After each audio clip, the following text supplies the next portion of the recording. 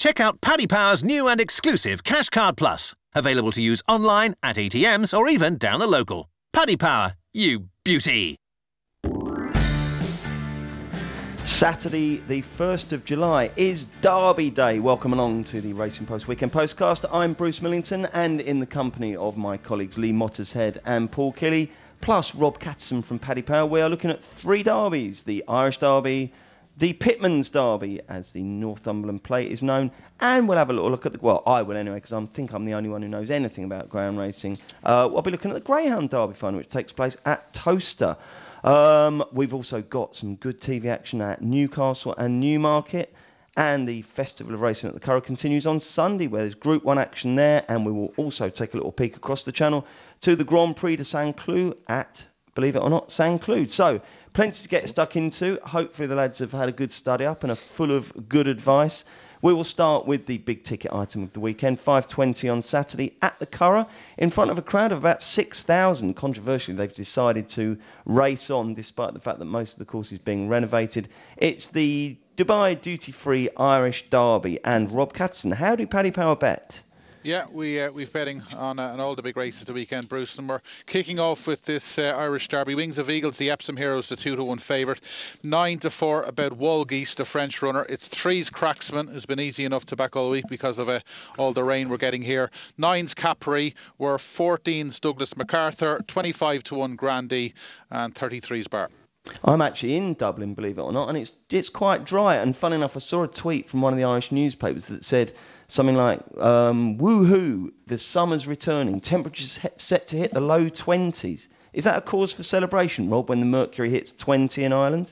It is. We've been lucky enough, actually. This week has been bad, but before that, we've been lucky with the weather. It's been awful all week. I wouldn't be too far from the Curragh, and Tuesday, Wednesday, and Thursday has been a complete washout. Obviously, we'd hope it gets better, and that's, I suppose, the ground is going to be the key. Like, Cracksman's been very easy to back all week, and Wings of Eagles, and particularly Walgeese, have been supported because they've proven form on the ground. So, well, you say the ground. I mean, at the moment, it's good, isn't it? I think it's on the easy side of good. It just depends what's going to happen, obviously, over the next couple of days. But like, we've had a lot of rain. Obviously, it takes an awful lot to make it soft. Like when Camelot won it a few years ago, it was very, very tacky. But if the forecast is good, there'll probably be no excuses on the ground. Okay, Keels, kick us off. Who's going to win? Yeah, it's got to be Valdegeist, doesn't it? That's got to be the way you pronounce it, isn't it? It's German bred, so I think that's the one. Second in the French Derby, got in a bit of trouble. Just got stopped on the line, but that's a mile and 2.5. All the pedigree says is stamina. Has to improve for it. The ground, which was very fast earlier in the week, it has come in his favour. He'll be fine on good ground. And, even though 2 horses from the Derby won at Royal Ascot, just not 100% certain that was a satisfying Derby, that race. There was a few hard luck stories. I think they might have gone a bit hard. I don't know whether Wings of Eagles was flattered or not. I think it beat Cracksman, who I think is very one-paced, but I think Valgeist could be in a different class. Lee, with the Derby, there's 2 questions. One is, how good was the race? And 2 is, did the best horse win? What are your thoughts at this stage? My initial thoughts that it was probably a better Derby than we maybe were instantly giving it credit for. You see a 40-1 shot swoop down the outside to win the race, and you think, well, that wasn't a particularly great addition. And maybe it wasn't, but I think it was a strange race in that the winner came from an awful long way off a strong pace. Cliffs of Moher was very well ridden in that regard as well, whereas Cracksman was pretty much always up there, or certainly more so than the first and second. And I think you can improve his performance as a result.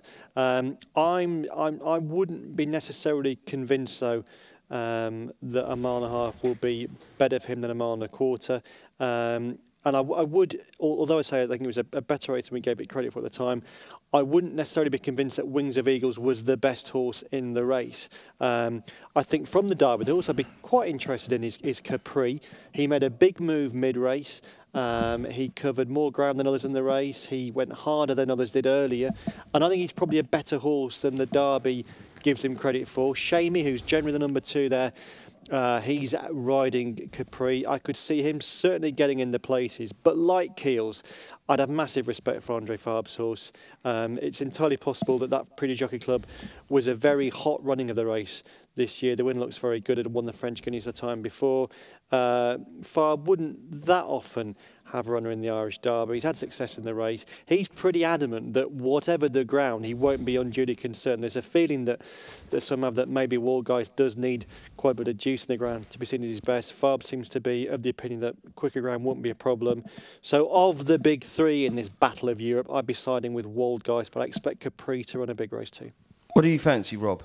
Yeah, well, the key form here, if you go back to Saint-Cloud last October, Volgeese won a Group 1 and he beat 4 of these, including Wings of Eagles, Capri, Douglas MacArthur and Taj Mahal. You'd expect him to beat the 2 of those. And that was on soft ground. Like, on that piece of form, obviously, horses improve and disimprove when they come into their classic season. But like on that line, he's the horse to beat. I just it's interesting. Paul reckons that he will stay the 1.5 miles. His last 2 runs over 1.2 miles, he's been caught close home.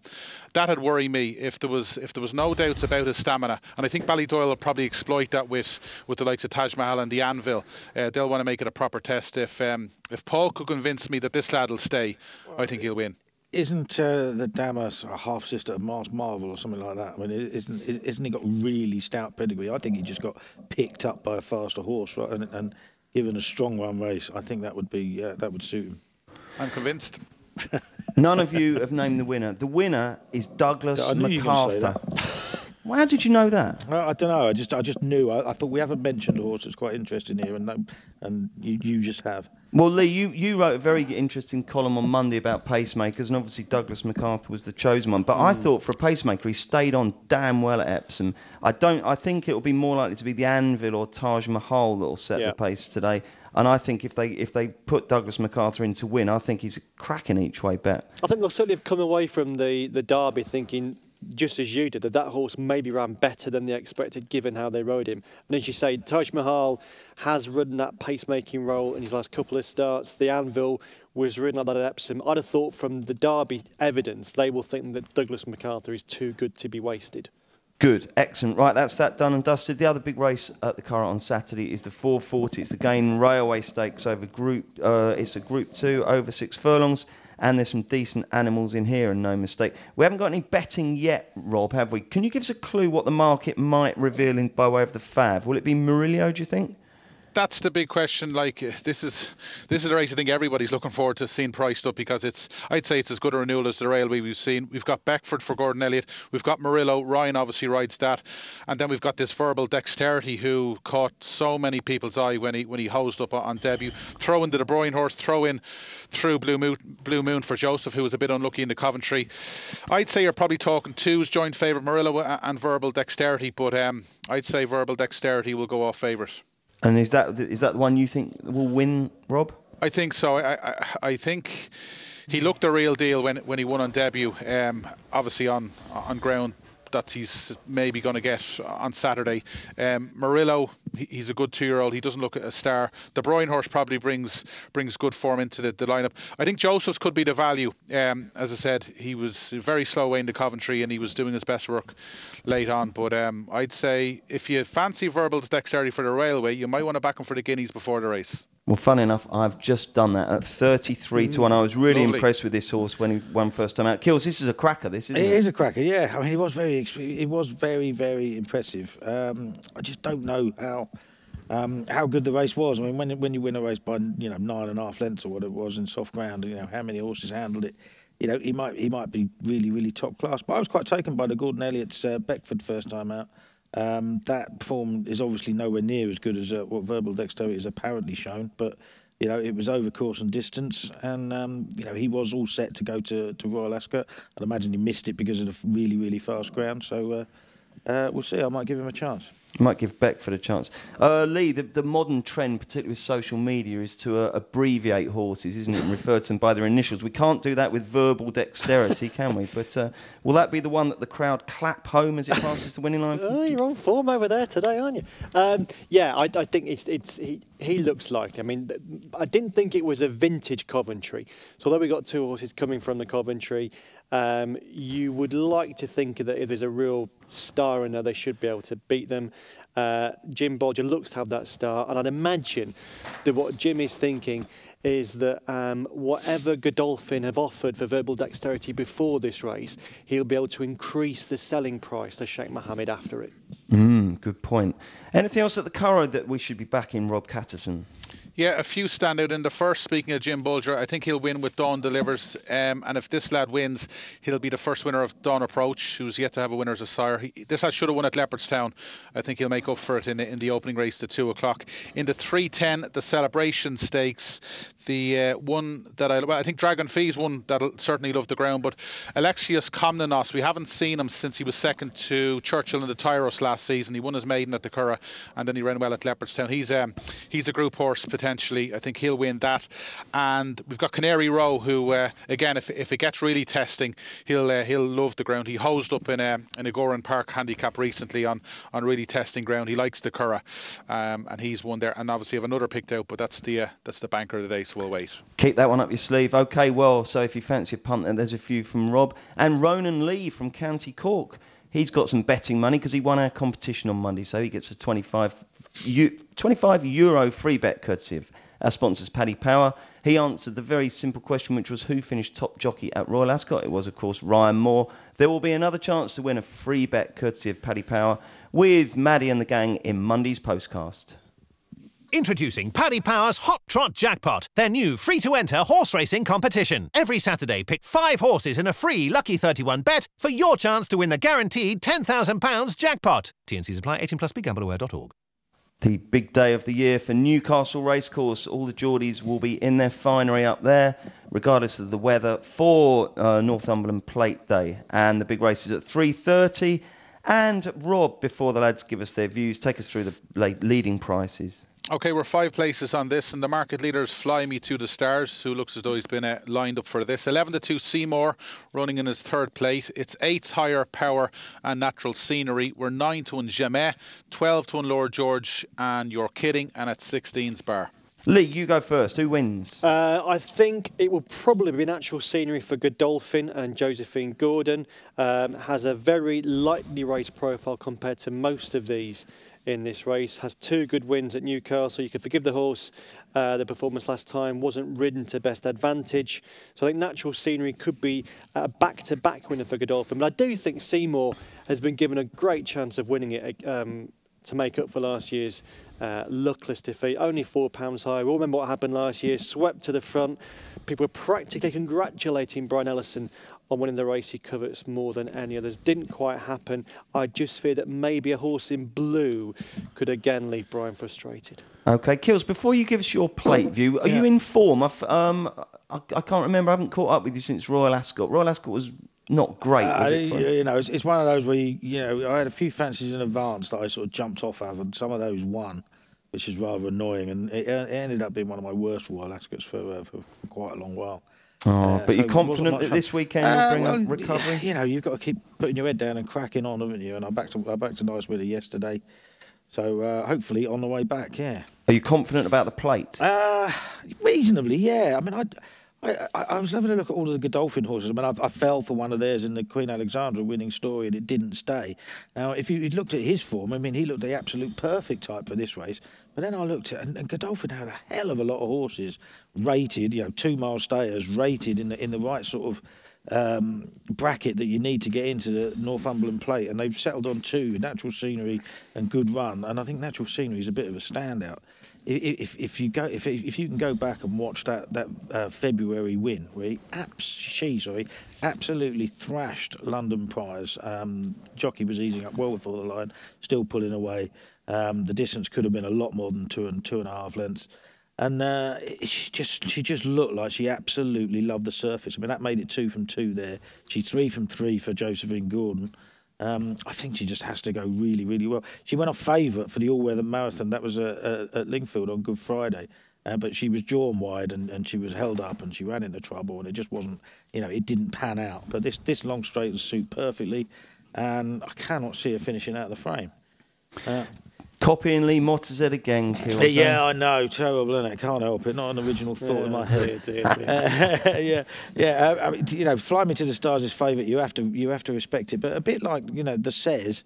Sir Mark Prescott's had loads of near misses in races like the Northumberland Plate and the Says. Never won either of them.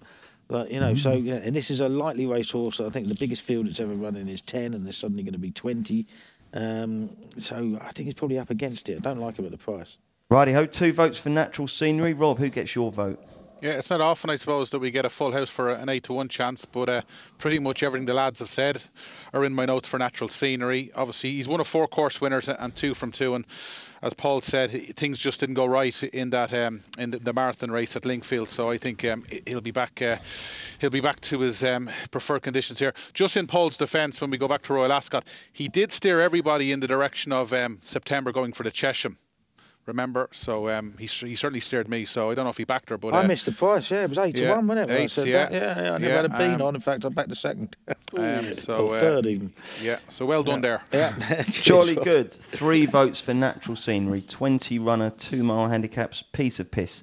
The 150 at Newcastle. The Betfred celebrating 50 years of success handicap over 6 furlongs. What's the latest betting, please, Rob? Right, so we're 5-1 about Mazzini. It's 7's Amazor, Ribeiro and Unabated. 8's Poet Society. 12 The Commendator and Alcawa, 14's Bar. Lee's turned his nose up at this one, so Kills, it's all yours. I backed Amazor in the Wokenham last week, and though he finished sort of well down the field, I don't think he ran anywhere near as bad as it looked, because he got in trouble, and I think he'd have finished a hell of a lot closer without that, without being in the frame. But it would have shown him in good nick, which he looked when he ran third the time before. He won the race last year. He's off a much higher mark this time, but he does deserve to be. I think he likes the track. I think he'd go well. Mazzini's likely to be favourite. This horse was talked up as having improved dramatically from last season, but boiled over in the paddock first time out at Ascot and then ran terribly the next time as well, but was back in form last time and could go well. But for me, it's Amazor. Rob, you got a view? Yeah, I like Ribeiro, the previous course winner. He very good when he was dropped back to 6 furlongs in his most recent start. I was very taken by that win. Obviously, he's gone up 11 pounds, but course form is going to be key, and I think he could be still ahead of the handicapper. And nearly 50 years on Irish Derby Day since Ribeiro won. I think Ribeiro could win over at Newcastle. Ooh. Very good. 2.25 at Newcastle, the Betfred TV Chip Chase Stakes. Oh, I always have to say stakes in case you think it's a chase sponsored by Chip. It's a 6 furlong dash, and one of Kills' old favourites, Don't Touch, heads the market, Rob. He does. He's a 7-2 market leader. We're 9-2 about Kimberella. It's 7's Perfect Pasture and Ornate. 8's Final Venture. 9-1 Carapic. 10's Aeolus and 12's Bar. Kills, unravel this. Yeah, wide open. This is. I find it really difficult. I mean, I do like Don't Touch, but I think he's probably short enough based on what he's done. And Kimberella keeps bouncing back to me. There's another old favourite, one of the oldest in the race. He was really good at the start of the season. He won the all-weather championship at Lingfield, very, very well back that day, and sort of lost his form after that. But he just bounced back with a third in the Scottish Sprint Cup at Musselburgh last time. That was over 5 furlongs, but he's every bit as good over 6. And if he's going to win a group race, it might be this one, but it is wide open. Lee, what do you reckon? I reckon it's interesting that poor old Matmu runs in this race. Poor old Matmu, because Matmu went to stud this year, but the mares didn't like him. He was he ugly? He had no joy. They just weren't queuing up to see him. So his ardour has been dampened, and he's gone back to racing. Seriously, what did happen? There just wasn't the demand for his services. No demand for his services. Apparently, maybe the market has been flooded with. That's unusual, isn't it? Well, certainly it was certainly a disappointment to them. So I think they might try again in the future, but they might well need to make his profile slightly more attractive. So the Chip Chase could start by doing that, but I think a more likely winner is Final Venture. Ran a decent race at Royal Ascot in the King's Stand. This is considerably easier. It does look, as Keels has said, a winnable Group 3, and Final Venture might be the one to win it. Rob, do you have a price for Matmu to win the best turned out? I'd say you're talking long odds. Who do you like for this race then, Rob? Yeah, it's a tough one. Perfect Pasture obviously caused a surprise when he won a Windsor in a listed race. I just thought Curragh picked down the bottom. His 2-year-old form isn't bad, and he ran well when he was second to Potash at Sandown 2 weeks ago. I just thought he looked as though he was coming back to form at about 9s. I thought he was maybe a bit of value. Okie doke, at 3 o'clock we've got the Betfred Northumberland Vase. It's the consolation race for those that didn't get into the plate. What's the latest show, please, Rob Catson? Right, we're 5-2 London Prize. This is one of the money back races, by the way. If the favourite wins, it'll be money back in the next 3 homes. So 5-2 about London Prize. Kensington Star is 11-2. October Storm is 6s. 7s Graceland and High Command. 12-1 I Am Not There and Velvet Revolution. And we're 16s bar. Right, Kills, it's about time you danced down the wicket and attacked one with gusto. What do you think here? Well, yeah, but this race is all about the favourite, unfortunately. I don't like backing favourites, but he's an absolute standout, London Prize, and I think 5-2 is probably fair enough. I mean, this is the horse that really points to the chance of Natural Scenery winning the plate, because he's the one. He was second, but absolutely thrashed by Natural Scenery. That was his debut on the all-weather in February. Since then, he next time out, he came out over hurdles and won the Imperial Cup at Sandown, and then back on the flat last time at Goodwood, he absolutely bolted up by 6 lengths. He carries a £5 penalty. I think it makes him £4 well in. And he's just unlucky that he didn't quite squeeze into the main race. I mean, he's got to take the world a beating. Righty-ho. Lee, what are your views? Yeah, I'd agree with Kills that London Prize will be hard to beat. If there is one to go up against him, I would suggest I'm Not Here. Represents the Seymour team. Brian Ellison again. Ran at Carlisle during the week in the Cumberland Plate, one of their big contests, but does have a record of backing up really well. Won a race 5 days after a defeat last year. Didn't run badly at Carlisle. Up in trip, because I'm Not Here going well. Righty-ho, Rob? Yeah, I like the bottom horse just at a price, October Storm. Ran in the Queen Alexandra last Saturday. I thought that possibly was stretching his stamina too far. He's back to 2 miles. Won his maiden on the poly track. Mick Shannon's horse going well. He's had 4 winners in the last week or so. Getting weight all round. I thought October Storm had a big chance. Let's go across to Newmarket. 3 really good, interesting, competitive races there in front of the ITV4 cameras. And the first of them is the 205. It's the Betway Fred Archer Stakes. Midterm heads the market, Rob. Sure does. It's 9-4 midterm. It's 130 about second step. We're 7-2 Red Verdon and 8 Spar. OK, we'll stick with you, Rob. You go first. Who wins? Yeah, it looks a 2-horse race, midterm and second step. They clashed a couple of runs ago at Newbury when second step came out ahead. He's just been very disappointing in midterm. Obviously, he was a Derby prospect over a year ago, but he just doesn't look as though he's going to be the real deal. This could turn into a test of stamina, and for that reason, I think second step could outstay him. He's 130. Righty-ho, Kills, what's your view? Yeah, well, I don't buy in it to being a 2-horse race at all. I think much depends on what happens overnight, because yesterday they were forecasting heavy rain for about 5 hours. The forecast now is for light rain, and we just don't know.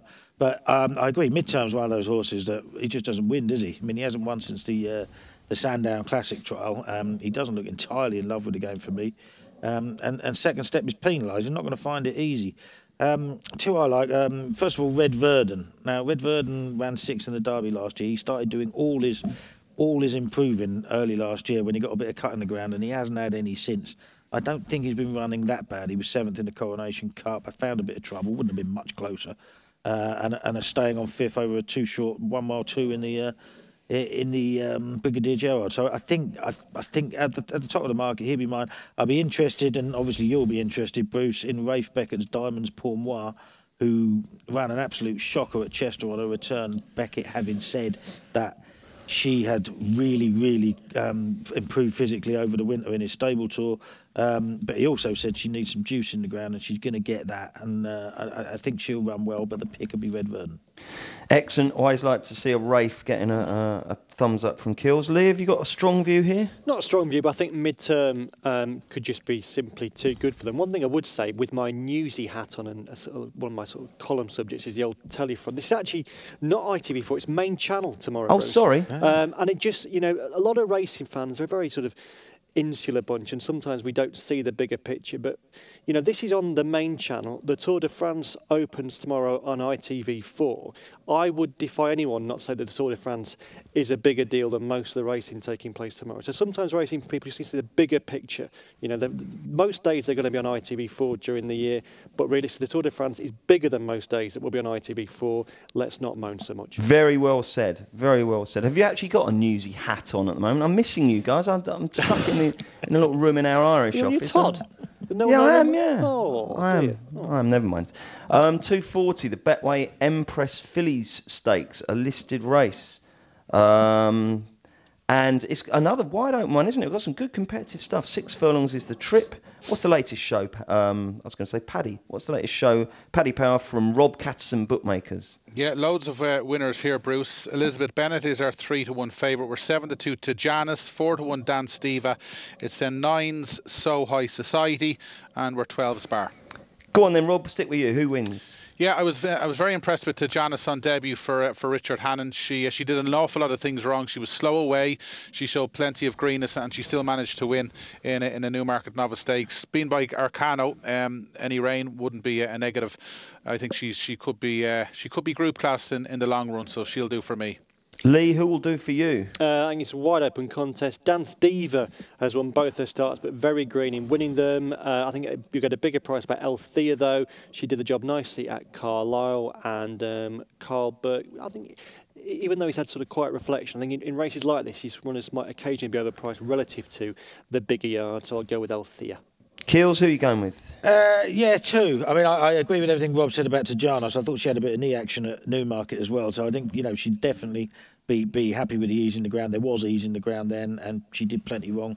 She was 8-1 earlier in the week, which was too big given the stable she hails from. I don't think any of these set a massively high standard, though. And I'm quite interested at a massive price on the top one, Jane Chapel-Hyams Amaris. Now, she has some of the worst form in the race because she's only run once and she finished 4th in the maiden. But that was a good maiden. That was the maiden won by the Godolphins 2.6 million Colt Glorious Forever. And the third was a filly called Take Me With You, who won her side in the Albany. And that was the one that Jeremy Nazida was moaning about the watering afterwards because she won her side quite well, but finished only 3rd in the Albany. And she was only half a length down on her at 150-1. I think she's still about 25s now, having been 66 earlier in the week. I think she's fairly interesting at a price. Knee action, get you. When have you started giving a toss about knee action? Yeah, I do. You have to pay a little bit of attention when it comes to the ground. Oh, fair enough. 3:15, the Betway Criterion Stakes, 7 furlongs, Group 3, and another one. Really competitive stuff from Newmarket. Rob, how do you bet? Yeah, it's a good Group 3. We're 11-4 about Breton Rock, 7-2 Thick Riat, 9-2 Home of the Brave, 6 is Richard Pankhurst, and 8's Bar. Good Saturday this, Lee, isn't it? Yeah. Got some really decent races, haven't we? Yep. You kick off then. Who wins, Lee? Well, this is a race that one of my favourite horses of all time, Zilzal, cantered home in 1989. No Zilzals in this one, but I think a horse that ran in the race at Zilzal, won en route to this race, is Winning Ways. He ran in the Jersey last week. He's one of my many losing bets at Ascot. It was a painful... it was horrible, wasn't it? Yeah, I mean, without Caravaggio in September, I would have been in horrible trouble. Basically, I was without Caravaggio in September. It was just absolutely hideous. It was great racing, but... It was great racing, but financially it was troublesome. Winning Ways, I thought it was really impressive in a hot Ascot handicap the race before the Jersey. I think it's interesting that after what was at face value a disappointing effort in the Jersey, that Jeremy Seeders bringing him out again quite quickly, and I'll probably lose a bit more on him tomorrow. Keels? Yeah, I'm already in a bit of a mess with this race, to be honest, because at the start of the week I was doing the weekender and I looked at it and I thought, well, 3-1 Home of the Brave is massive. It's fast ground. There is some rain forecast, but they won't get that much. And then, of course, when I got up on Wednesday morning, the Newmarket had 3 inches of rain, virtually, which changed it. And he went out from 3s to about 6s. And I ended up trying to get some early 8-1 Breton Rock and something else as a non-runner. Who run Stormy Antarctic, who runs at Windsor instead. And now, is there any way out of this mess for you? Well, if it doesn't rain overnight, then the ground will be nearly good, and Home of the Brave becomes very interesting again, because I think he's the best horse in the race. He hacked up He hacked up on his return. He's got, he is just a 7 furlong front runner. He'll get the run of the race. But it depends. If there's lots of rain and it goes soft, I wouldn't fancy him at all. So it's one of those. I think Ibn Malik is quite interesting coming back. He won first time out last season in the European Free Handicap. Went off only 5-1 to beat the Tin Man in a sprint race at Newbury. After that, lost his form. But he has won first time out, first 2 seasons to run. And, still in the same ownership. He'd be quite interesting at a price. Okay, I think I understood all that. No, whatever happens, I've just done it in, and it's one of those. You can have another bet, and then something else will win. Yeah, but Kills, that's what's brilliant about you. When you're in, I've never known a punter like Paul Keeley. When his back's to the wall, he just goes for it one last time, and it all comes right. He's absolute miracle, one of these man. days, mate, it won't happen. Absolute miracle, man. Rob, what do you think will happen in the Criterion? Yeah, at the price, I thought Home of the Brave was the one who stood out. His only blot in his copybook was in the Breeders' Cup Sprint last November. He's been very, very consistent. He's won on good to soft and good to yielding, so the current ground are even... He's just better on fast. Yeah, no, I agree, He does handle it. It does, yeah. I just thought, pretty much for most of the reasons Paul said, I thought he was the bet. Okay, well, he gave about 75 different reasons, all conflicting with each other. All right, but I'll back that anyway. Now then, before we do the naps, we'll just see if the boys have got anything else that they want to mention that isn't their nap. Lee, anything? One to mention that's not my nap is our esteemed columnist, Mr. Hughes. Has been in red-hot form. One of his horses will be my nap later on, but one worth mentioning goes at Windsor in the 355, a horse called Desert God. He was a bit like a Frankel of India in his prime. He won the Indian Derby, the Indian Ledger, it was a Hyderabad Ledger, the Calcutta Derby, the Calcutta Guineas. It's quite hard to rate Indian form in a Windsor handicap, but he had 2 runs at Maidan for his new trainer, for his old trainer. Pulled too hard, forgive him those runs. He's been brought to Britain now. They're hoping to make him into a decent 2-miler. Runs off 97 at Winter tomorrow. It's a bit of an experiment, a bit of a learning curve, but I think it'd be interesting to see how he goes. Okay, and obviously Lee ghosts Richard Hughes, or collaborates with Richard Hughes in his column, so he gets all the good ones. So that could be interesting, and I'm looking forward to hearing what the nap is. Keels, anything that we should know about that isn't a nap? No, not at the moment. I've been trying to look at York, but you know what York's like. You need 3 hours a race, don't you, at York? Because there's just so many runners all the time in those handicaps. There's a couple of decent races there, but I will try to unfathom later on. Okay, and your thoughts will be in the paper. The Saturday Sizzlers will be in Saturday's Racing Post. Rob, anything that isn't your nap that we need to know about? I've mentioned the ones in the Curragh that I like, so that's it. Let's go, nap time. This will not be beaten.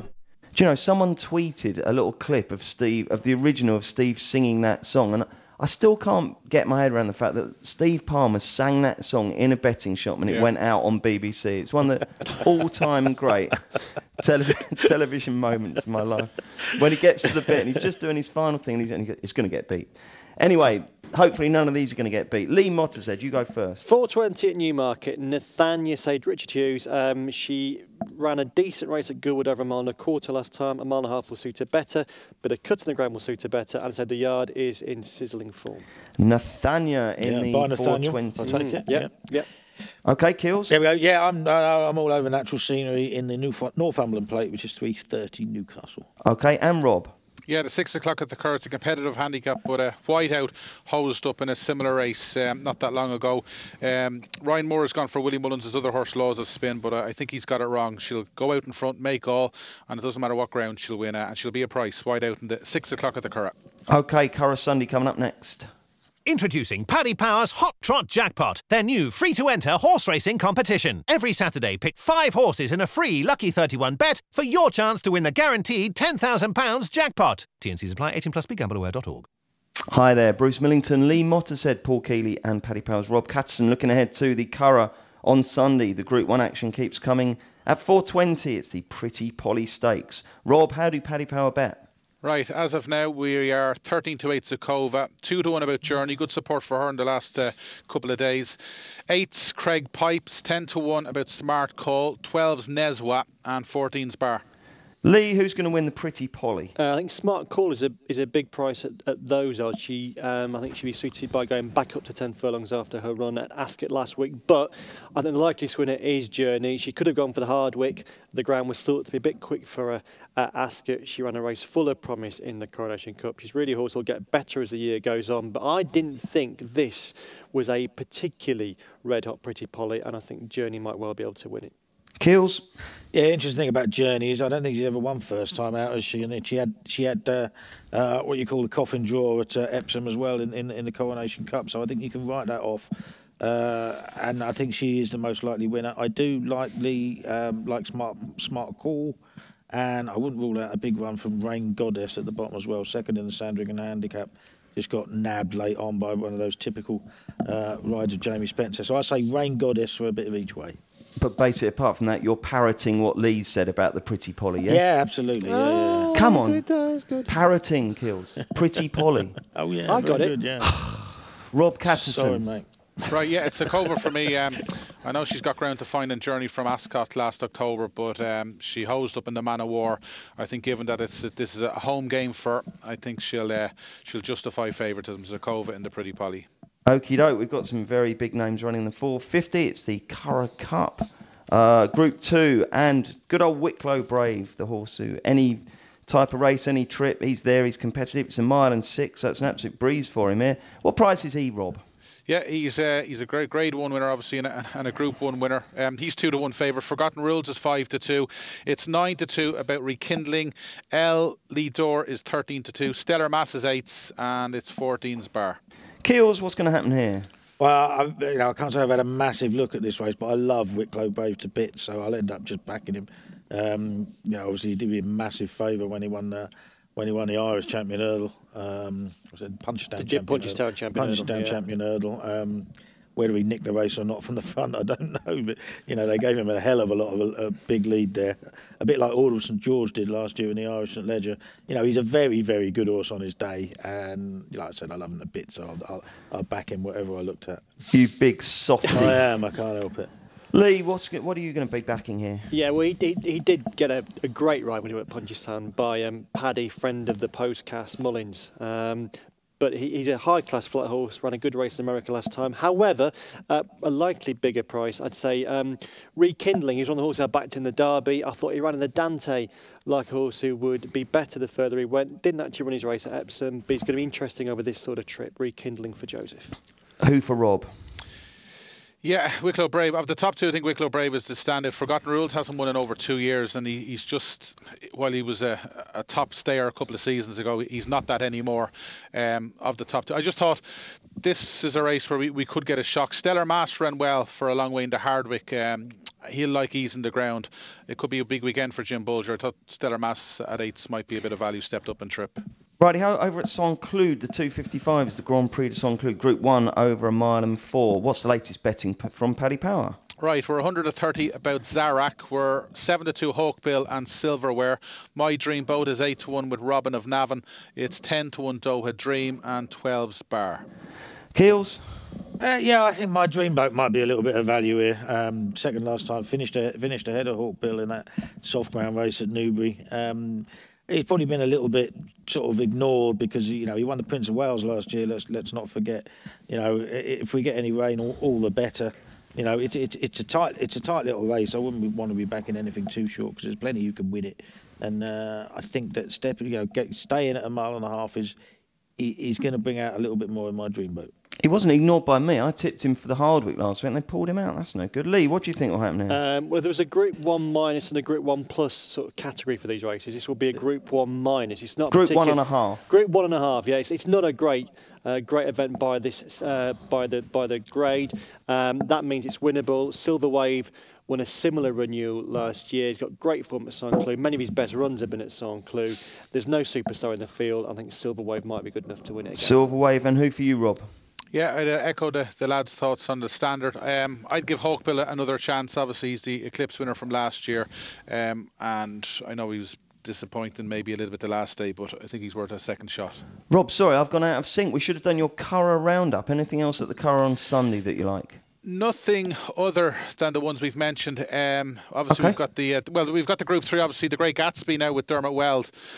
He's got a chance in that. And in the opening maiden, Aidan's got a few in this, but there's a little bit of word that Bond Street might be worth a second chance. Ryan Moore's on Gustav Klimt, so that'll make him favourite. But Bond Street could be the best of Aidan's in the opening maiden at 145. Okay, and Saturday night at Toaster then. Who would have thought it? Toaster staging the Greyhound Derby final. What's the latest betting? There's 3 cracking animals in this one.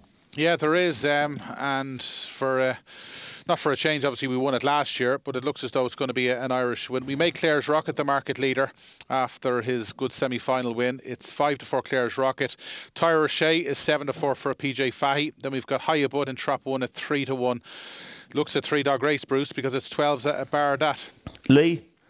Only joking. Trap 1. No, Rob, you sound like you're a dog man. Who do you think is going to win this? Yeah, we've had a few Greyhounds in the past, myself and Dad, so I'd have an interest. Clare's Rocket for, listen, I'd be the type, whether it be horses or dogs.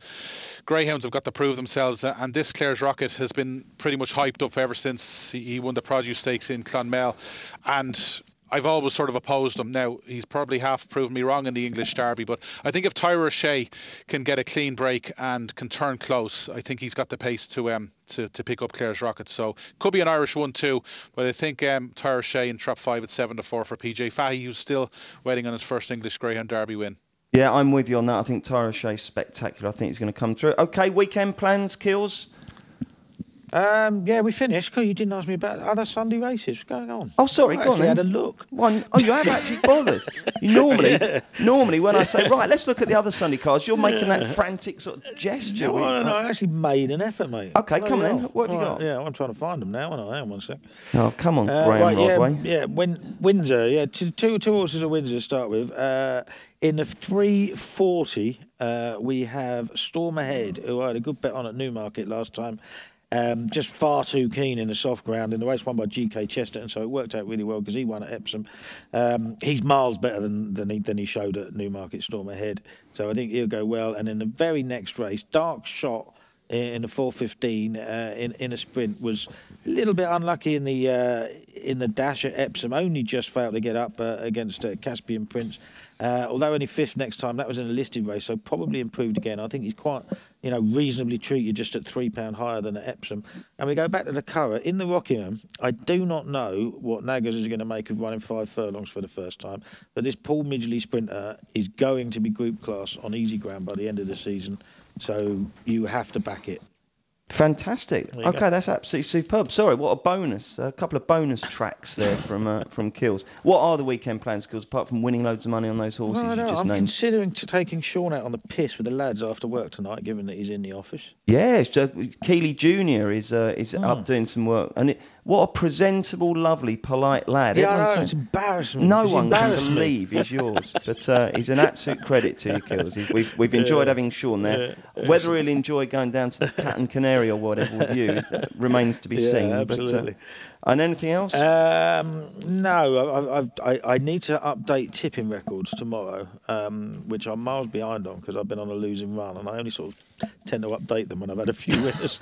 Okay, so far behind. If anyone wants to know any of the Racing Post tipping records, we're very transparent. Just tweet at Paul Keeley RP and he'll let you know. Lee, what about you? What are you going to be doing this weekend? May go racing tomorrow, but got a lot of jobs to do. The garden's full of weeds. The next door neighbour's apple tree overhangs our garden, and they very kindly let me pick their apples when they sort of drop over. So bit early for that, isn't it? No, they're all right. They're not massive, but they're all right for a crumble. So I've got some gooseberries too. So it might well be an apple and gooseberry crumble day tomorrow. Okie doke. And Rob, what about you? Yeah, I'm stuck in the office all weekend, Bruce. I missed the podcast party last night. Any stories for us? We went out. We had a little podcast party indeed.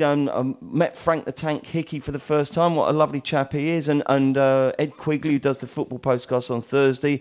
He's a great lad, and all the rest of the gang. So we had a good night. I bailed out at 1 o'clock. They were still going very strong. Unfortunately, I'm a very short runner these days. So did they all behave themselves? They were in good form. They were in really good form. Enjoyed it very, very much indeed. So that was all good. Right, thank you very much for listening. If you enjoy these postcasts, please do rate us and subscribe on iTunes. We'll be back next Friday looking ahead to, among others, the Coral Eclipse. And Maddie will be here on Monday for a weekend review, plus looking ahead to the weekend, so join her for that. Paddy Power stream all UK and Irish racing live on your mobile, tablet or PC. Unlike some other high street bookies, Paddy Power, you beauty!